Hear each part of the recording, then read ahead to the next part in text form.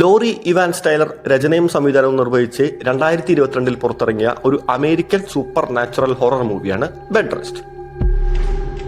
നേരെ സിനിമയിലേക്ക് വരാം. ഇതാണ് കഥയിലെ നായിക ജൂലി. ജൂലി ഗർഭിണിയാണ്. ഗർഭകാലം മുഴുവൻ ചെലവഴിക്കാൻ വേണ്ടി ജൂലിയും ഭർത്താവും ചേർന്ന് പുതിയ വീട്ടിലേക്ക് താമസം മാറുകയാണ്.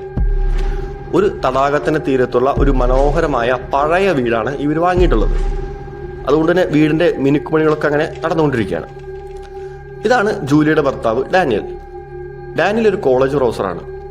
അങ്ങനെ ഡാനിയലും ജൂലിയും കൂടി പണിക്കാരോട് പറയുന്നുണ്ട്, പെട്ടെന്ന് തന്നെ പണികളൊക്കെ തീർക്കണം, എത്രയും പെട്ടെന്ന് പണികൾ തീർത്ത് ഞങ്ങൾക്ക് ഇവിടെ ഫുൾ ഫർണിഷ്ഡ് ആയിട്ട് വേഗം തന്നെ തിരിച്ചു തരണമെന്ന് പറയുന്നുണ്ട്.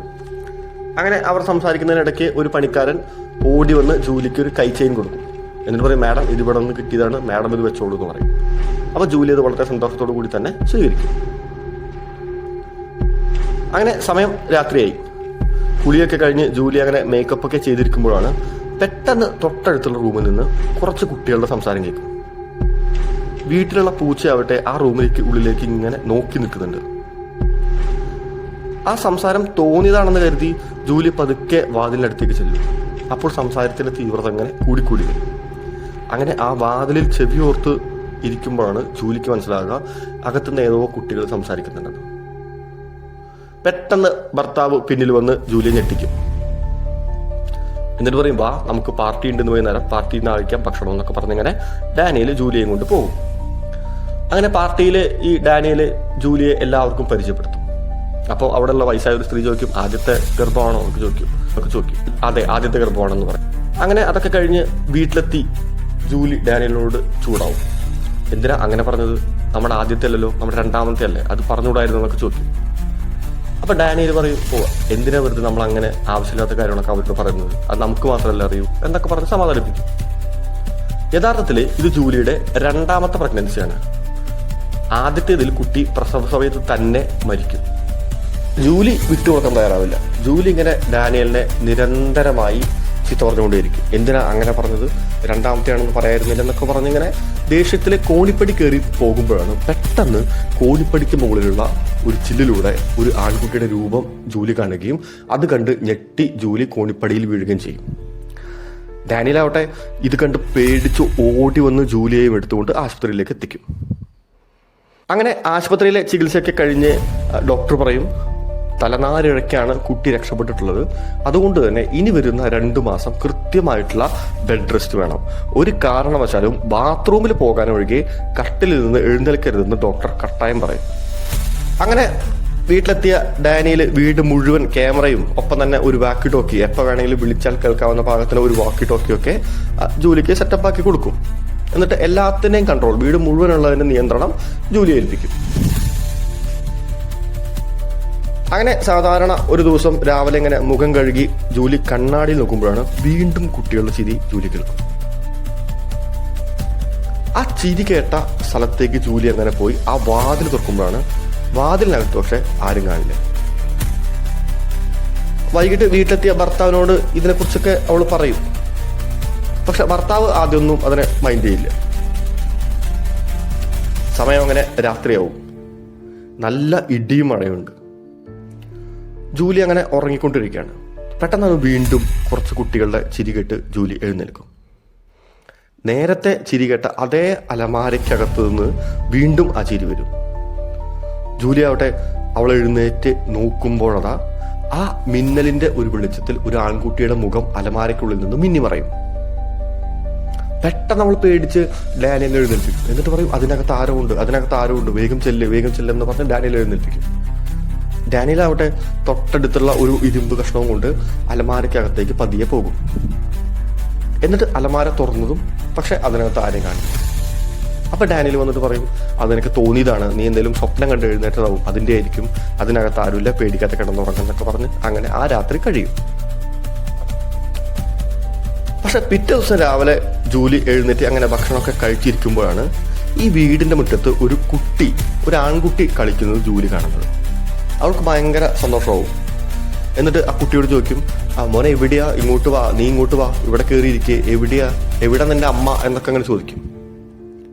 പെട്ടെന്ന് അവൻ ജൂലിക്ക് നേരെ കൈ ചൂണ്ടും. ആ കൈ ചൂണ്ടിയതും ആ ജനൽ വന്ന് വേഗത്തിൽ അടയും. ജൂലി പെട്ടെന്ന് പേടിക്കും.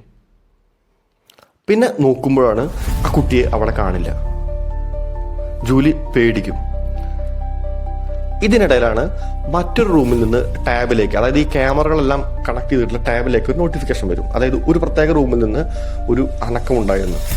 അതെടുത്ത് നോക്കുമ്പോഴാണ് ആ റൂമിലേക്ക് സൂം ചെയ്യുമ്പോൾ ആ റൂമിലെ കണ്ണാടിയിൽ ഒരു ഭീകര സ്ത്രീയുടെ രൂപം ജൂലി കാണും. അത് കണ്ടതും ജൂലി ആകെ പേടിച്ച് വിറച്ച് പോലീസ് സ്റ്റേഷനിലേക്ക് വിളിക്കും. പോലീസ് സ്റ്റേഷനിലേക്ക് വിളിച്ചിട്ട് പറയും, ഞാൻ അപകടത്തിലാണ്, എത്രയും പെട്ടെന്ന് തന്നെ ഒന്ന് രക്ഷിക്കണം എന്നൊക്കെ പറഞ്ഞ് അഡ്രസ്സൊക്കെ പറഞ്ഞു കൊടുക്കും. അപ്പോഴേക്കും വീട് ആകെ ശബ്ദമാവും. ഓരോ വശത്തു നിന്ന് തട്ടുകൾ കേട്ടു തുടങ്ങും. ജൂലി ഓടിപ്പോയി കതക് അടച്ചതും ജൂലി പെട്ടെന്ന് താഴ്ത്തു വീണു. എന്നിട്ട് നോക്കുമ്പോഴുണ്ട് ഈ കതകിന്റെ മുകളിലൂടെ കാൽപാതകൾ അങ്ങനെ വീടിന്റെ ഭിത്തിയിലൂടെ നടന്നു പോകുന്നത് ജൂലി കാണും. അപ്പോഴേക്കും പോലീസ് എത്തും, സ്ഥലം ശാന്തമാവും, പോലീസ് എല്ലാം അന്വേഷിക്കും, ഡാനിയേൽ ഓടിയെത്തും. എന്നിട്ട് പോലീസുകാർ പറയും, പക്ഷെ ഇവിടെ അങ്ങനെ പ്രത്യേകിച്ച് ഒരു സംശയിക്കുന്ന രീതിയിലൊന്നും കണ്ടിട്ടില്ല, എന്തെങ്കിലും ആവശ്യമുണ്ടെങ്കിൽ ഞങ്ങൾ വിളിച്ചാൽ മതി എന്നൊക്കെ പറഞ്ഞിട്ട് പോലീസ് പോവും.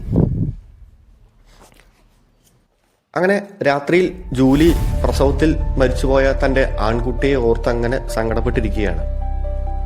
മകന് ആൻഡ്രു എന്ന് പേരിടാനാണ് ജൂലിയും ഭർത്താവും വിചാരിച്ചിരുന്നത്. അങ്ങനെ അവന് വേണ്ടി സൂക്ഷിച്ചിരുന്ന കളിപ്പാട്ടങ്ങളൊക്കെ നോക്കി ജൂലി അങ്ങനെ കരഞ്ഞ് ഉറങ്ങും. പെട്ടെന്നാണ് കുട്ടികളുടെ കരച്ചിൽ കേട്ടുകൊണ്ട് ജൂലി വീണ്ടും ഞെക്കെഴുന്നേൽക്കും. അവൾ കണ്ണു തുറന്നു നോക്കുമ്പോഴതാ ഭിത്തിയിൽ ഈ കുട്ടിയുടെ കളിപ്പാട്ടങ്ങളൊക്കെ അങ്ങനെ കറങ്ങി നടക്കുന്നത് കാണും. പെട്ടെന്ന് ഒരു ആൺകുട്ടി മുന്നിൽ വന്ന് നിൽക്കും. എന്നിട്ട് ചോദിക്കും, എൻ്റെ അനിയത്തി എപ്പോഴാണ് കളിക്കാൻ വരുന്നതെന്ന്. അവൾ ഞെട്ടും.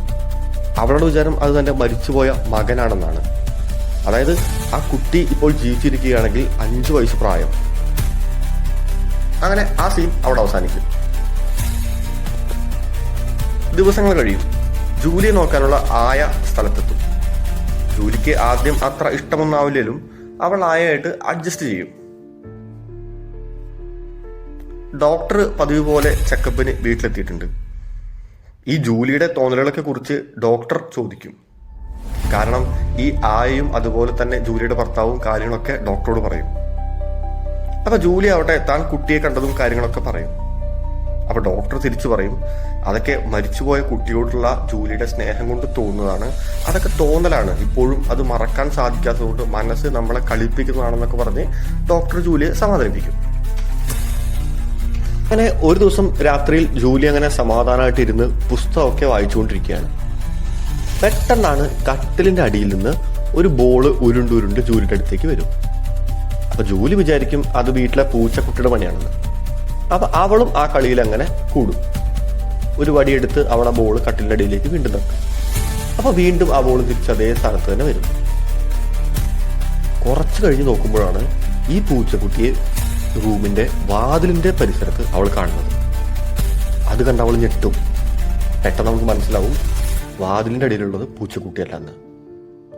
അവൾ കയ്യിലുള്ള വടിയിൽ ഒരു കണ്ണാടി വെച്ച് കട്ടിലിന്റെ അടിയിലേക്ക് നോക്കുമ്പോഴതാ ഒരു ചെറിയ കുട്ടിയുടെ രൂപം കണ്ട് അവൾ പേടിക്കും.